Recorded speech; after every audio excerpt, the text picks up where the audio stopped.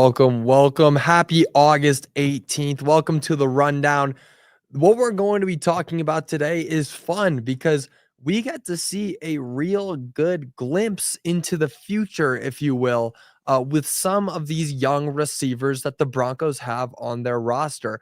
And last Saturday's game against the Arizona Cardinals, where the Broncos ended up destroying them 27-7, showed a real good preview of what we can expect from some of these young depth pieces on this roster. And there are two players that you can pinpoint when you're looking at the young depth, and that is both Pat Bryant and Troy Franklin. Those guys absolutely balled out in their preseason matchup against the Cardinals.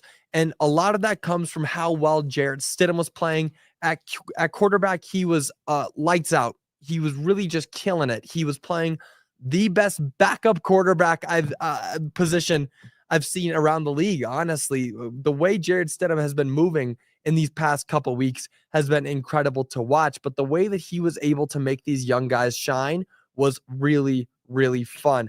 Pat Bryant and Troy Franklin both had 4 receptions total. Pat Bryant with 70 yards, and then Troy Franklin with 67 yards. And both of Jarrett Stidham's touchdowns went to Troy Franklin as well. So both of those guys really just showed out. And, you're looking at Pat Bryant, who was the 3rd round pick for the Broncos this season, a depth piece to be added. You're looking to always add receivers. I'm definitely the type of guy where every single draft, I believe you should add at least 1 receiver and 1 running back. And the Broncos did both, but not only did they do both, they did both in relatively early rounds. You got RJ Harvey in the 2nd round. You got Pat Bryant in the 3rd. So those guys clearly are meant to be depth pieces that are growth projects. You want these guys to end up succeeding. And with Pat Bryant, he could succeed in this league. And he could if he continues to perform at the level that he performed at in this past game. You got 4 receptions, 70 yards, no touchdowns, but you're averaging 17.5 yards per catch. That's great. And I don't want to get away from Troy Franklin either, but what we saw from Pat Bryant was him being basically the number 1 option on the field in Saturday's preseason game. Now, Troy Franklin, though, he has experience already. He's been with the Broncos. He's already had a season where he's playing at Empowered Field at Mile High. He knows what it's like to be out on that field. Last season, Troy Franklin went out and he had 28 receptions for 263 yards and 2 touchdowns. And then he also had the playoff game where he had 2 catches in this playoff game against the Bills, and 1 went for 43 yards and a touchdown. That was incredible, to watch how that went down. Bo Nix was making that connection with his guy, Troy Franklin. Those 2 are going to be solid, but now you got to look at the depth pieces. You got to look at where they fit up in the rest of the roster, where they're looking at. Because obviously we got Courtland Sutton. Obviously there's Marvin Mims, who will likely be the wide receiver too. And then Devon Vele, who had a great season last year. So then Troy Franklin, he was out there last year getting a lot of touches, but it wasn't comparable or comparable to what those other 3 were doing. So we'll see Pat Bryant and Troy Franklin get out there and alleviate some of the pressure from those other guys. But the way that they're able to perform right now, if we can use the preseason as kind of a measurement for what we could see in the regular season, those guys performing, when the other ones come off the field, the Courtland Suttons and the Marvin Mims, when they've come off the field, you can still be confident that the Broncos will continue to succeed. And that's what you got to know when you're talking about depth pieces. That's what you have to think all the time when you're talking about depth and you're talking about where can the Broncos look when somebody goes down, knock on wood. You don't want to, you got to think about that stuff. I mean, as much as you don't want to, you got to think about, okay, something happens, something bad happens, somebody gets injured. Do we feel comfortable in the depth in this team? Do we feel comfortable in the backups coming in and having to play a bigger position? Yes, I feel so comfortable in this team right now, in the depth everywhere around this team. And we're highlighting on the wide receivers, but every single position, I can't pick out one where I'm not comfortable in the depth. I mean, again, let's bring it back to Jarrett Stidham. Jarrett Stidham's been having an amazing few weeks, with training camp and the preseason performances he's been putting on. He's been balling out. So the depth at quarterback that's another place where you can look and you could say, hey, we're good. If Bo Nix has to take a couple snaps off, we'll still be able to complete a few drives. I feel confident that Jarrett Stidham can go out there and lead the team and be a game manager and lead them to a touchdown. Even if Bo Nix has to take off one drive, that's it. Give him a break. Jarrett Stidham can come in and still continue to succeed.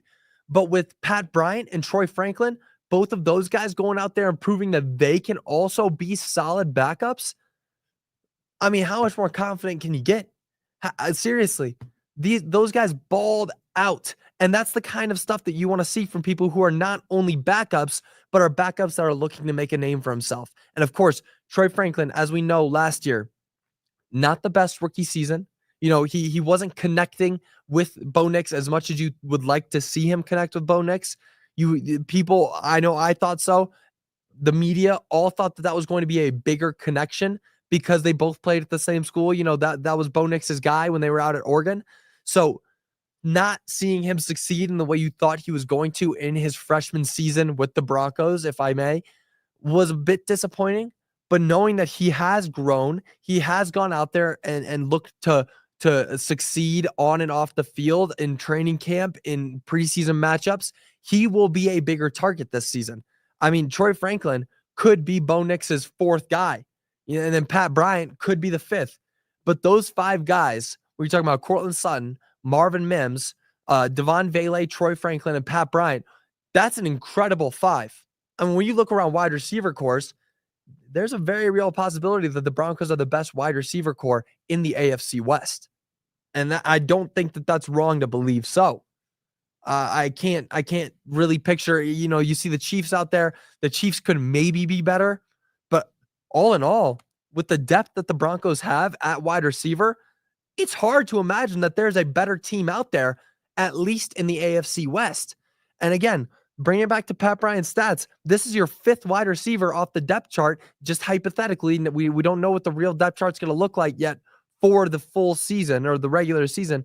But your fifth wide receiver, 4 receptions, 70 yards with Jarrett Stidham throwing to him. Now imagine what it's going to look like when the QB1, Bo Nix, is throwing to him in the regular season. Pat Bryant looked incredible, and Troy Franklin looked just as incredible. Both of them out there, and not only is it a great sign of the Broncos' depth and how deep they can be, but also for the future. Courtland Sutton's on a 4-year deal right now. He just signed it this offseason, or his extension. What happens when he's gone?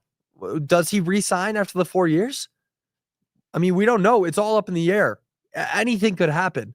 So after 4 years, hypothetically, Courtland Sutton's gone. You still have those two guys who could still be here and who have grown and who have continued to play. And if they aren't signed to a different team because they're too successful, then they're staying on the Broncos, and they're going to be the ones who continue to succeed when Courtland Sutton's gone. Then it's the wide receiver ones who are being built for 4 years. That's what's happening here, is you're getting these guys who have potential and you're growing them into a wide receiver one. So in 4 years, when that time comes, can these guys be that guy? Can they be the wide receiver one? And if I'm getting a glimpse, if I'm reading this right, if I'm seeing what I'm looking at right, you're seeing 70 yards and 67 yards and 2 touchdowns. Yeah, they could be a wide receiver one in 4 years. All they have to do is grow and continue to get snaps out on the NFL field, out in the regular season. And I'm very confident that those guys will get a solid amount of snaps in the regular season, and they will prove why they should be or could be a wide receiver one in 4 or so years. But we'll have to see what that looks like come regular season. But all in all, with those guys out on the field, it's great. I have almost no notes when it comes to those two's performance.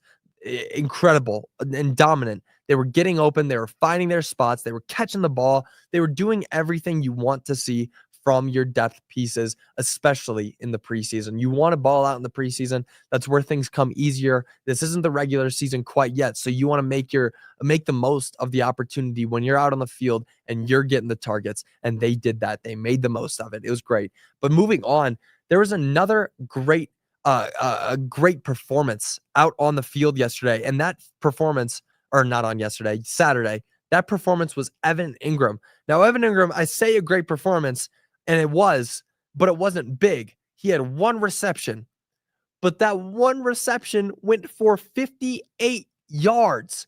Evan Engram went off with his one catch, and Broncos country was wowed by him. And it wasn't just Broncos country that was wowed, because it was vice versa. It was flipped.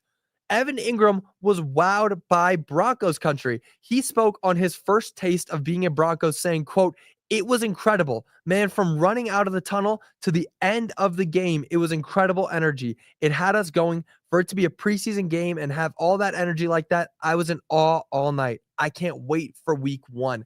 I mean, Evan Engram is possibly the biggest acquisition of the Broncos offseason. Possibly. I mean, you got to see how Dre Greenlaw and Talanoa Hufanga turn out, because those guys could also be very huge, barring they don't suffer any injuries. But Evan Engram getting out there and speaking about how excited the fans were, how much the energy meant to him. I mean, this is a guy who, for the past few years of his career, hasn't had that energy. He hasn't felt that energy out where he was at. So coming to Broncos country, coming to feel what it's like after they go to the playoffs for the first time in 10 years, first winning season in 9 years, and now they got a tight end that they can really believe in. I mean, I was walking around training camp just last week, and there are Evan Engram jerseys. I can't remember the last time I saw a tight end's jersey and it wasn't Shannon Sharp in Broncos country. Really, like it's incredible to see how much this meant to him. And it's really incredible to see how much it meant to the people. I mean, getting him out there in his first ever game with the Broncos in Empower Field, and he's feeling that. He's feeling how much this means to the team.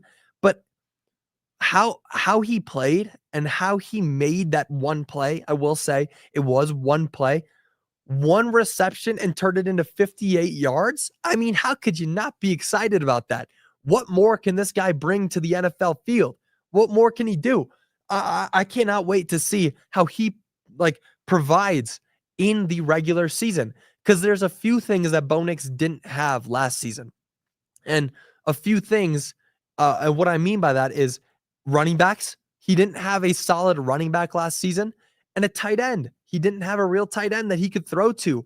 And what you heard about Bo Nix before the draft and during the draft process last year, what you heard about Bo Nix is that he's a check down merchant. These are just the hating comments. You know, the check down merchant can't throw the deep ball. He's a game manager.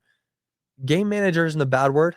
Check down merchant, sure, it gets you a few yards. That works for me. Can't throw the deep ball. He proved you wrong. But he didn't have somebody to check the ball down to last season. He didn't have running backs that he could just throw to the flats. He didn't have a tight end that could just hit a curl route right up the middle of the field. Now he does. Now he's got something to look forward to.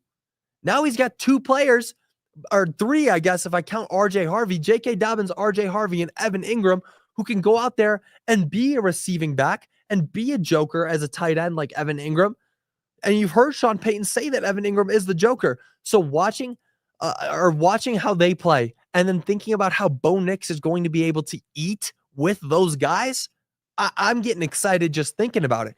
Because Bo Nix, if he is what people were saying in those hating comments last year, where he's a check down merchant and just a game manager, that'll make him better, because he wasn't any of those things last year. He was airing that ball out every single play, it felt like. I mean, some of those touchdowns to Marvin Mims were incredible. You were talking 50 yards in the air, and Bo Nix was having to do that. Now he's got a guy he just has to throw it 10 yards in the air to, and Evan Engram, or behind the line of scrimmage to RJ Harvey, who's a great receiving back. Or J.K. Dobbins, he can just hit easily anywhere on the field. Now he's got weapons. So Evan Engram getting out there, seeing what this place is like, and seeing how excited Broncos country is to finally have somebody in the tight end position that we can feel comfortable in.